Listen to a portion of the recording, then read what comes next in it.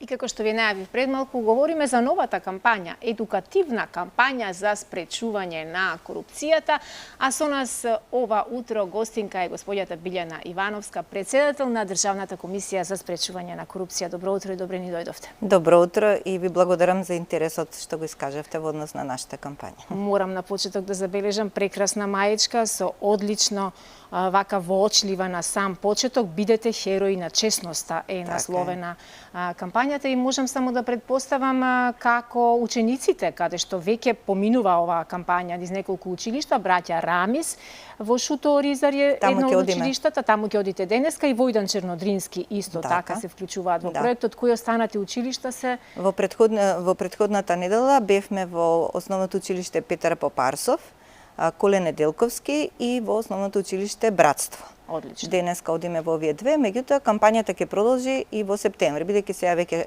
крај на училишната година, толку за сега ќе продолжиме во септември. Така, имаме предвидено од прилика околу 13 училишта вкупно.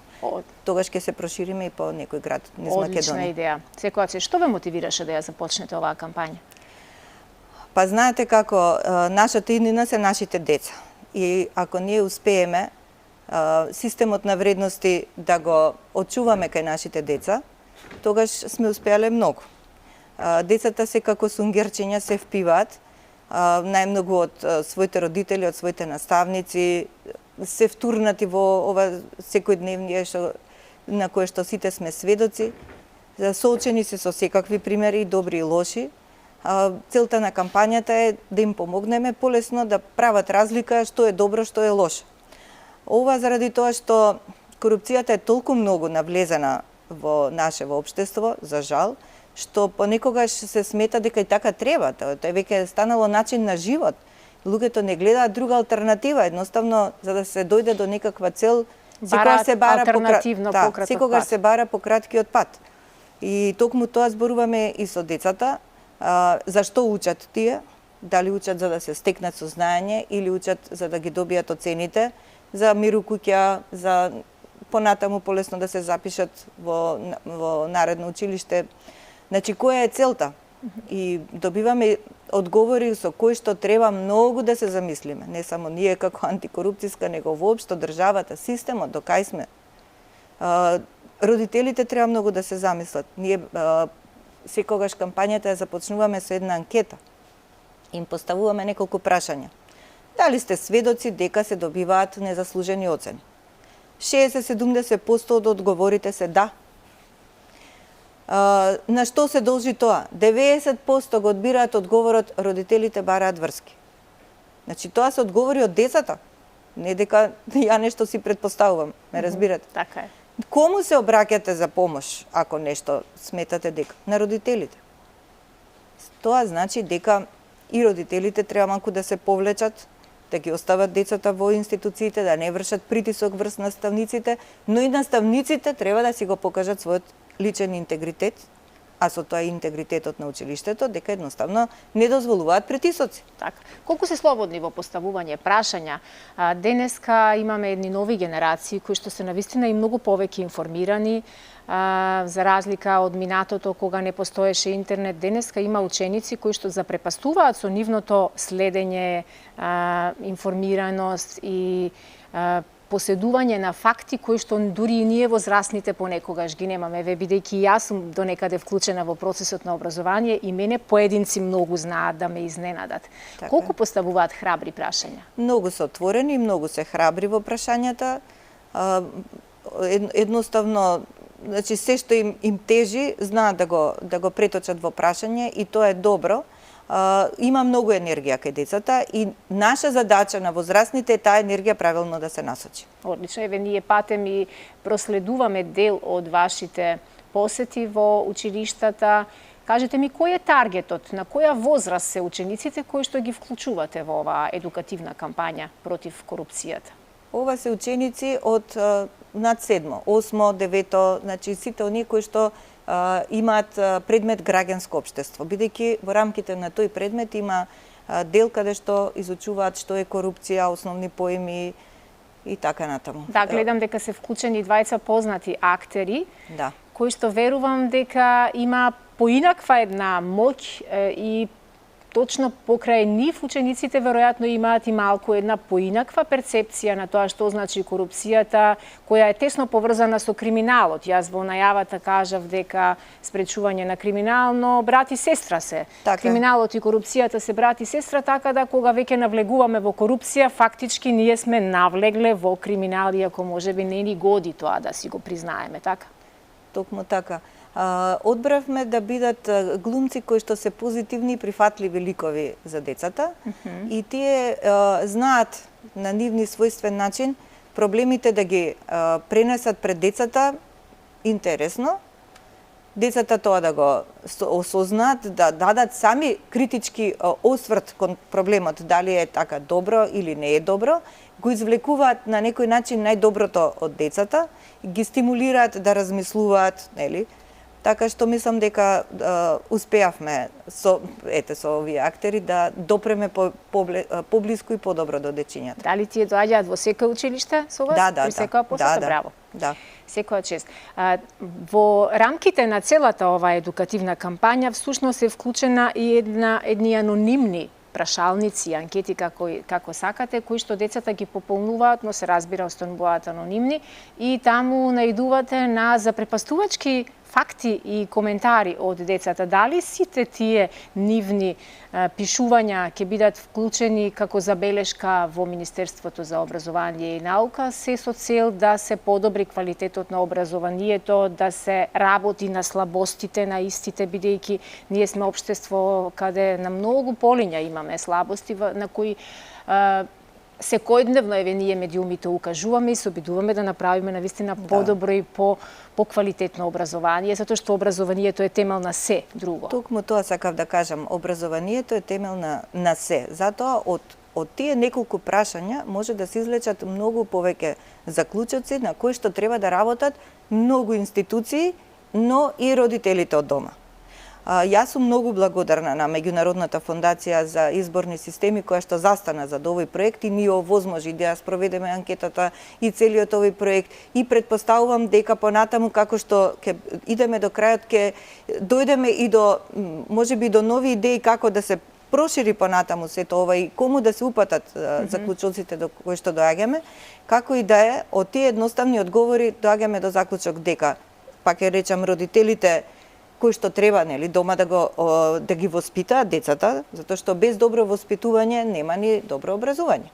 Децата треба да бидат првино дома добро воспитани, за да одат на училиште, треба да знаат дека треба да имаат самодоверба во себе, дека треба да се ослонат на себе и на своето знаење, дека не треба од родителите да очекуваат помош за да добијат добра оцена. Родителот може ќе му помогне на детето ако му треба помош, полесно да ја совлада задачата или на некој начин ако му треба дополнителна помош дома, но не и притисок врз родителите. Па ние сега бевме сведоци во едно училиште каде што се вршеше тестирање на првачење. Па значи нонстоп беше окупиран телефон на педагог, психолог, директор со ургенции каде во кое оделение се запише детето, па тоа нас не секојдневие. Уште не почнато некаде да се запише во кај која учителка да се падне. На тој начин што се прави? Се фаворизира една учителка, другата се потценува, децата, мене некој ќе ме запише тамо, се чувствува дека е супериорен во средина. Зошто е сето тоа потребно? Нема потреба тоа. Значи, доволно има закон дека учениците треба да се запишуваат според реонот каде што живеат и тоа е доволно. И нема потреба понатаму да се прават притисоци ниту врз наставниот кадар, ниту врз директори и така натаму. Нема потреба. Да, за жал, тоа е една огромна слабост и неприлика со која се соочуваат, би рекла, многу наставници на секаде, не само во нашава земја. Тоа почнува, кај која учителка ќе се падне. Па после си продолжува понатаму, моето дете знаело, не знаело. Па не знам, дошло на сминка, ако можеш, прогласи го за ученик на полугодие или на месецот, знаеш му треба мотивација. А што ќе речат другите кои навистина го заслужуваат тоа да бидат пофалени? Сега ме потсетивте со зборот мотивација, ги прашувам дечињата, дали ви се случува родителите да ви кажат ако поминеш одличен или ако добиеш петка или не знам ако, ќе добиеш телефон или не знам патик или било што. Да, ни се случува. Викам, па добре, зашто учите вие? За патиките или за да знаете? И едно девојче вика, па мотивација не е лошо. Добро би било и малку мотивација. Ама дали ви е мотивација вашата крајна цел што сакате да бидете во животот? Шта, ама нема одговор. Да ве прашам, викам, дали кога треба некоја операција да ви се направи, здравствен проблем, кај кој доктор ќе отидете? Кај тој што е најдобар, што најдобро знае, или кај некој, нели, што има само диплома, што се протнал низ уче, и кај тој најдобро што знае. Па затоа учите, за најдобро да знаете, за да бидете барани, бидејќи најдобро знаете. Така. Затоа што единствено знаењето е нешто што секој го носи во себе, никој не може да му го земе. Апсолутно. Како досега ја цените перцепцијата на учениците за корупцијата? Еве и тоа е еден вид на корупција, нели? Тоа е. Условување на детето дека ако добиеш петка или ако завршиш со сите петки на крај на годината, ќе добиеш најубави патики, одмор, не знам каде, во некој камп или слично. Дали ги злоупотребуваме на известен начин децата и дали сте забележали дека на децата, па и на родителите им е поважна само оценката, а не знаењето? Го поставив и тоа прашање пред децата. Што сакате? Дали добра тројка, заслужена, или петка? Петка си е петка. Да, значи, зошто мора така да се навиваат од дома дека мора петки да донесат? Тоа не ми е јасно. Јас имам син што завршува сега средно училиште, во прва година кога беше на првата родителска, бидејќи ја не се појавав таму на родителски, одеше сопругот, класната кажала дека девојчињата постојано им се повраќало, им било лошо, затоа што биле оптеретени од дома дека морале за тромесечие да имаат петки. Да, за жал. За жал, навистина децата знаат да ги искористат сите можни кривини за да се спасат или за да добијат поени плюс, но тоа го прават сите деца во одредена возраст. Едноставно, ако почувствуваат слабост кај наставникот или ако видат дека тоа функционира, ги користат токму тие техники и методи. Секој прави до таму до каде што му е дозволено. Да. Што се однесува до оваа кампања за спречување на корупцијата и вашите посети во многу училишта и низ главниот град, но и, како што рековте, од септември низ останатите градови во земјава, клучна, би рекла, улога игра наставникот или професорот по граѓанско право. Колку се тие вклучени, колку се подготвени за тоа дека навистина треба да им се доближи последиците од корупцијата и се останато после, бидејќи тоа е еден ланец, еден синџир на вредности и права кои се прекршуваат и кои навистина го носат општеството во една погрешна насока. Колку се тие вклучени во ова? Значи, вклучени се бидејќи во програмата имаат едно поглавје каде што се изучува за овој феномен општествен што се вика корупција, и тоа е исто благодарение на еден претходен проект пред повеќе години кој што исто така го спровела Државната комисија за спречување на корупција, дека дали 2016 или 2017, не ме држете за збор, меѓутоа исто така е тоа побарање на ДКСК од тоа време да биде дел од програмата да се изучува за корупцијата. Ние во нашата национална стратегија бараме уште во градинките да се учат децата на вредности. Ја не знам зашто од програмите кои што ги изучува децата се испрлени предметите, односно не се изучува доволно за етика, етичко однесување на децата, за логика, логичко размислување, значи предмети кои што во наше време, например, нормално се изучувале, биле редовни предмети, а сега се изборни предмети. А ја мислам дека тие се најважни за градење на една личност. Да. Кампањата има за цел да ги промовира и да ги истакне на пиедестал хероите на честноста. Така Досега ги имаме ли, можеме ли да се пофалиме? Има херои на честноста, има и разлика пред започнување на разговорот со глумците, па до завршување на целава ова програма, да речеме до крајот, како им се менува, како разбираат они и знаат точно да одберат, ова не е добро, ова е лошо. Меѓутоа, еве, пак ќе споделам еден пример, едно прашање ги прашува Игор Ангеловски, вика, ако сте сведоци на дека некој земал, нели, пари за да заврши некоја работа, дали ќе го пријавите? И едно момче вика, јас ќе пријавам. Друго момче вели, не може, јас не пријавувам, па после ја да си го изедам, нели, ја да сум крив. А трето момче вика, јас ќе го прашам, ако ми даде пола, не го пријава. И што е тоа ако не сликата на општеството што го имаме? Слика и прилика. Слика и прилика, што значи дека децата се огледало на возрастните. И тие понатаму само ќе ја дооструваат таквата слика. Да, ние сме моделот. од нас учат. Токму така. И јас секогаш кажувам дека детето не се воспитува со карање или со забрани или со, не знам, некакви мерки. Највеќе се воспитува со личен пример и со укажување, нели, на позитивен, добар начин, со укажување на она што е добро, што е лошо. Апсолутно. Пред крајот, господја Ивановска, која е пораката која сакаме да ја испратиме до гледачите, особено ако пак во овој момент не следи и млада публика, деца кои што навистина би требало од својата најрана возраст да ја препознаат корупцијата и последиците на секој сегмент од нашето живење од истава? Значи, самото мото на кампањава кажува да бидат и да останат херои на честноста, бидејќи само на честен начин можеме ние да успееме на површина да го извадиме и знаењето и професионалноста, бидејќи само така може државата да чекори напред. Во моментов овие вредности кај нас се загушени и се гушат. И тоа е проблем во нашето општество.